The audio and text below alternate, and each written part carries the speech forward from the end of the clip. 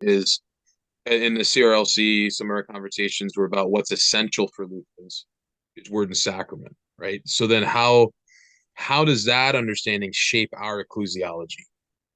Our understanding of word and sacrament shape our ecclesiology. Okay, so sort of to get it in the proper order of things, even before we talk about word and sacrament, we talk about faith. Okay. Okay. What So the justification, we talk about then when would that be an appropriate place to start then? Probably sin would be the first place you start. You know, there is a divide between God and the human creature, created by our sin. So, we start out with saying we're all sinners and alienated from God. Um, to be brought into this church, which is the set of all those who actually have faith, we need to be given faith because it's not natural to us. Um, and we are given faith by the work of the Holy Spirit. So the Holy Spirit has to be communicated to us in some way. And the Holy Spirit is communicated to us through the gospel. And the gospel itself is communicated to us through word and sacrament. Mhm. Okay. So sometimes we get into the idea that the church is defined by wherever the word and the sacraments are. Well, that you can't actually define it that way because there's places where there's word and sacrament and there's no faith. Mhm. And so just having word and sacrament doesn't guarantee that there's faith. The Holy Spirit works faith when and where it pleases in those who hear the gospel. So the formal cause of the church is faith. The material cause is the human creature. The formal cause is faith. The sacraments are instrumentalities or media for communicating the Holy Spirit who creates faith. Okay, amongst people who are sinners who have no faith. Mhm. So yeah, word and sacrament is vitally important, but it's sort of like understand where it fits in the puzzle of the whole thing. Faith is our Well, main concern. and for us, that is what you're describing there. Also, kind of our sense of apostolic succession, in that it's what we teach and what we're passing on, right? And not Yeah, where in other traditions it's a succession of bishops. They're correct. for us. So when we're saying one holy Catholic and Apostolic Church with other Christians, we do believe in an apostolic succession of sorts, but Yeah. not invested in the episcopate and the bishops, but in what you're describing as the faithful passing down the faith to others.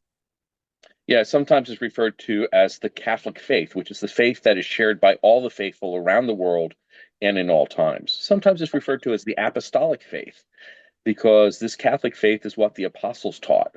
So the church is apostolic only insofar as it teaches what the apostles taught. Mm-hmm. And it is only bound together with all Christians everywhere insofar as it you know, believes on the same God and believes the same fundamental content of faith. Which is what makes our I don't want to get ahead of ourselves, but that essentially what makes our ecclesiology somewhat flexible and why we can be in full communion with churches that have bishops or churches that don't have bishops. Um, because it's our sense it's like it's more of like what you teach, not who you know, right? Yes, yes, that's an excellent way to put it. I sometimes joke it's not who you know, but who knows you, and that better be Jesus, or you're in trouble. Yeah. Uh, but this basic point that questions of the structures of the church, Lutherans have traditionally understood as adiaphora, that they're not essential, which is not necessarily true of all those with whom we're in ecumenical dialogue. Some traditions hold that having bishops, priests, and deacons is divinely ordained by God and it's absolutely necessary to the church. Whereas we would say, somebody's got to preach. We do think there needs to be ordination, but how you actually structure that classification of the ordained, is it bishops, priests, and deacons, or is it all just presbyters? We would say that that is open for debate. We do in our confessions express a clear preference.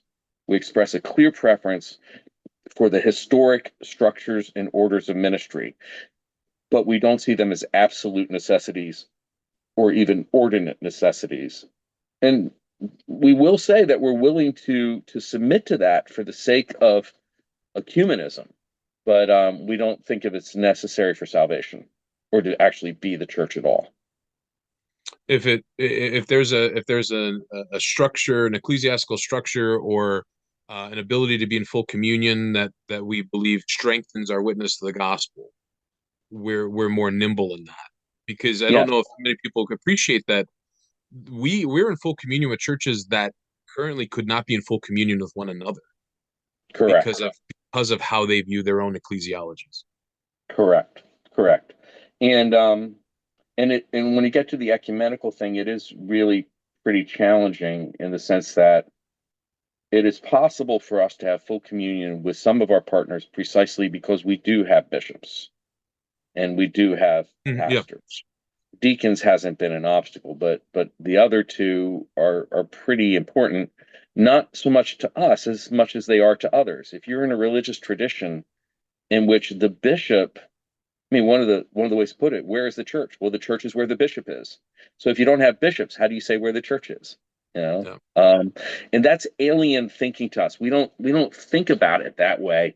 But for some of our partners, this is really important, which would mean that if we didn't have bishops, even such as we have them, they quite frankly wouldn't know who to talk to, and they wouldn't know how to identify where the church is.